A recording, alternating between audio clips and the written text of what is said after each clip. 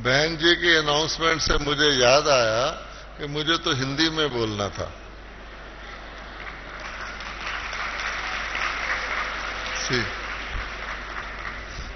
वैसे भी मैं हिंदी ही बोलता हूं, आज पता नहीं क्या हुआ, उन्होंने कहा था आपको हिंदी में बोलना है। अच्छा हुआ। So break is always good, you know. हाँ, अच्छा। अब देखिए कि शक्तियों को हमें गुणों में परिवर्तित करना है, और सर्वगुण संपन्न, अगर हमने सर्व शक्तियों को सर्व गुणों में परिवर्तित कर दिया तो सतयुग में आ जाएंगे। और अगर हमने कुछ शक्तियों को कुछ गुणों में परिवर्तित किया तो नंबर वाइज थोड़ा पीछे आ जाएंगे। सर्वशक्तिवान और शक्तिवान, सर्वगुण संपन्न और गुण संपन्न, 16 कला संपूर्ण और 14 कला संपूर्ण। वो तो बिगिनिंग में है, 14 से नीचे भी जा सकता है। अगर आप इसको लिंक करें, विदेशों में एक किताब निकली हुई है, मैंने सुना है, जिसमें बताते हैं इंटेलिजेंस कोशेंट, कि आपकी बुद्धि का स्तर क्या है, और उसके बाद इमोशनल कोशेंट, कि आपकी भावनात्मक स्तर क्या है, और उसके बाद स्पिरिचुअल कोशेंट, आपका आध्यात्मिक स्तर क्या है। इस बार दिल्ली के ग्लोबल फेस्टिवल में एक वीआईपी आए थे, एल.के. अडवाणी, तो उन्होंने इसी पर भाषण किया था कि पहले लोग इंटेलिजेंस कोशेंट की बात करते थे कि जो बुद्धिजीवी है वो ज्यादा दुनिया में वैल्यूएबल है। कुछ समय के बाद उन्होंने कहा नहीं नहीं, वो तो पत्थर की तरह है, वो तो राइट को राइट कहता है, रॉन्ग को रॉन्ग कहता है, वो तो इमोशंस को जानता ही नहीं। तो इमोशनल कोशेंट भी, भावनात्मक भी होना चाहिए। फिर उन्होंने कहा भावनाओं में कोई बह जाए तो गंगा की मौज में जमुना का धारा काम नहीं चलेगा। फिर उन्होंने कहा नहीं, स्पिरिचुअल कोशेंट, उसी से सारे फ्लो करते हैं। आज मैंने सोचा, बाबा कह रहा है नॉलेज, शक्तियां और गुण, अगर आप इसको कन्वर्ट कर दें स्पिरिचुअल भाषा में तो बड़ा वंडरफुल तरीका निकलता है। वो क्या? Knowledge is equal to intelligence quotient, कि ज्ञान जो है वो व्यक्ति की बुद्धिमत्ता को विस्तृत करता है।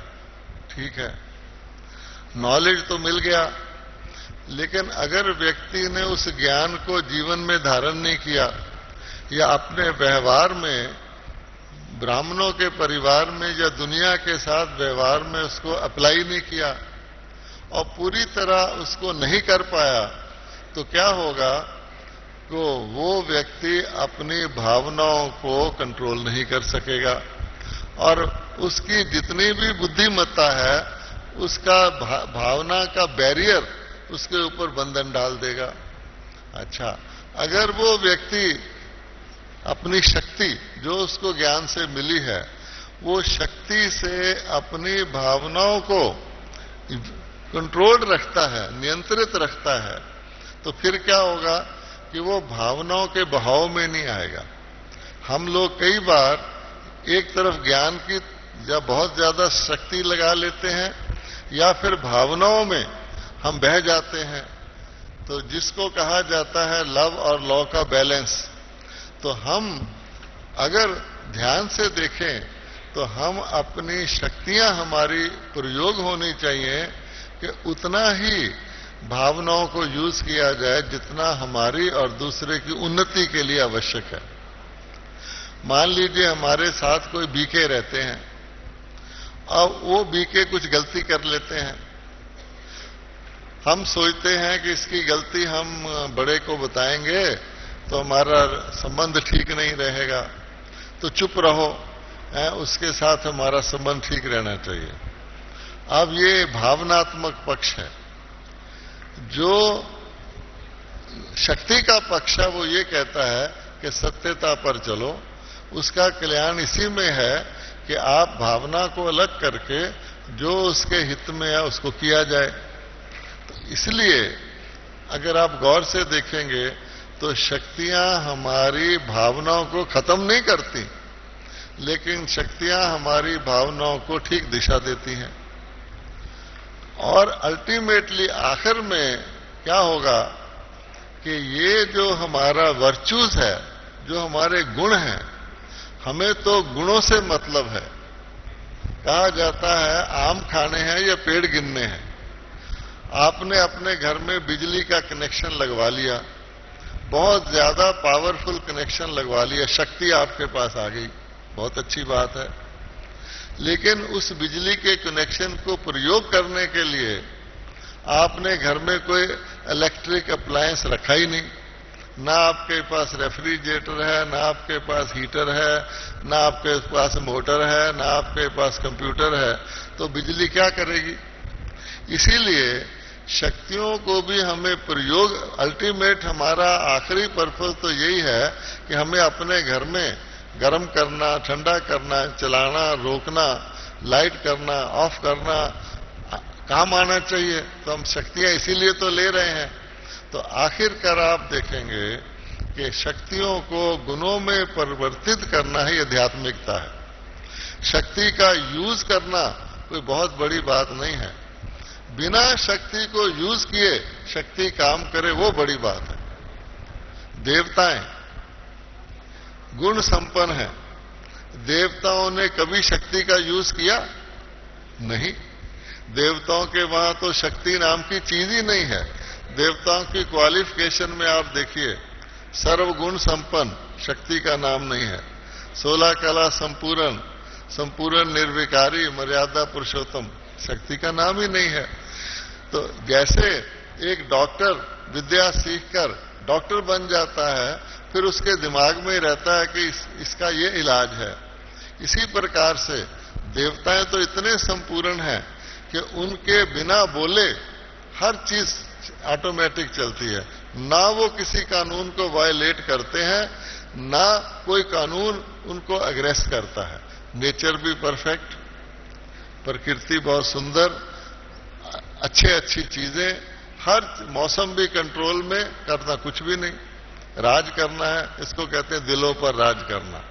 तो ये गुण हमें अब ज्ञान को शक्तियों में और शक्तियों को गुणों में परिवर्तित करना है। उसका फिर प्रूफ क्या होगा? हमसे सब संतुष्ट रहें, हम सबसे संतुष्ट रहें, ये उसका प्रूफ है। तो बाबा ने कहा था सीजन में, हमें होमवर्क दिया था कि आप पहले तो आप सबसे संतुष्ट रहें, क्योंकि एवरीथिंग बिगिन, हर चीज हमसे शुरू होती है। तो क्या हम कोई भी सिचुएशन आ जाए, किसी भी प्रकार की परीक्षा आ जाए, कुछ भी हो जाए, क्या हम संतुष्ट रहते हैं, स्टेबल रहते हैं, ड्रामा में हिलते तो नहीं? अगर ये है तो स्वाभाविक तौर पे हमसे संतुष्ट रहेंगे। तो इसलिए बाबा कहता है कि मेरे बच्चों, आपको मैं मैजिकल पावर देता हूं। आज भी कुछ देने वाला है। हम तो उसकी पुरानी पिंग पोंग से खेल रहे हैं, लेकिन आज कुछ देने वाला है। और बाबा समय के अनुसार देता है ना? जैसा मौका होता है, जैसी पार्टी होती, वैसा मेनू होता है। तो आज आपको बहुत ही अच्छा आने वाले टाइम के लिए, अब तक जो हुआ, बाबा देखो, बाबा ड्रामा पर इतना अटल रहता है। बाबा का स्लोगन क्या है? जो हुआ अच्छा। कभी बाबा ने नहीं कहा ऐसे हुआ, क्योंकि वो तो पश्चाताप हो जाएगा। नहीं, जो हुआ अच्छा। और आगे क्या? जो होगा उससे भी अच्छा। इससे ज्यादा कॉन्फिडेंस का स्टेटमेंट कोई दुनिया में दे नहीं सकता। क्यों? कि बाबा देख रहा है, दुनिया देख रही है गिरावट। बाबा चढ़ते सूर्य को देख रहा है, दुनिया अस्त हुए सूर्य को देख रही है, और हम बाबा के साथ वो देख सकते हैं। इसलिए हम सबको, अभी तो थोड़ा ही टाइम रह गया, हम सबको तैयार होके कि और बाबा सूक्ष्म क्या तरीका बता रहा है, कौन सा सूक्ष्म, बाबा ने तो कंपार्टमेंटलाइज कर रखा है। सूक्ष्म वतन मूवी नो टॉकी, मूल वतन silence no movie no talkie, Kalyuga movie and talkie disturbance, Satyuga movie and talkie peace and bliss. जब कंपार्टमेंटलाइजेशन कर रखा है, हम भी अपने आप को उसी प्रकार की कंपार्टमेंटलाइजेशन से अनुभव करें, क्योंकि परम धाम में आप परम धाम का अनुभव नहीं कर सकते, और सतयुग में सतयुग का अनुभव कर सकते हैं उस जन्म का, ना उसके अगले जन्म का कर सकते हैं, ना दुख से उसको कंपेयर कर सकते हैं। लाइट की वैल्यू डार्कनेस के कंट्रास्ट में होती है।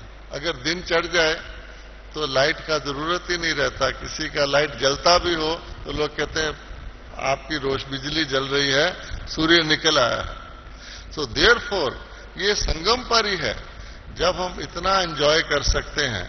जैसे किसी को डेजर्ट में सहारा में एक बर्फ का टुकड़ा मिल जाए, वैल्यू है। हिमालय पर बर्फ मिल जाए, नो वैल्यू, वहां उसको हीटर चाहिए कि थोड़ा पानी बना लूं। इसी प्रकार से इतना कंट्रास्ट। इसलिए बाबा कहता है कि अति इंद्रिय सुख, अगर आपको वो ब्लिस की अनुभव करने तो ये मौका है। तो आज लेट अस सी कि बाबा हमको क्या ऐसा वरदान देता है कि और भी ज्यादा हम पंख फैलाकर उड़ेंगे। ओम शांति।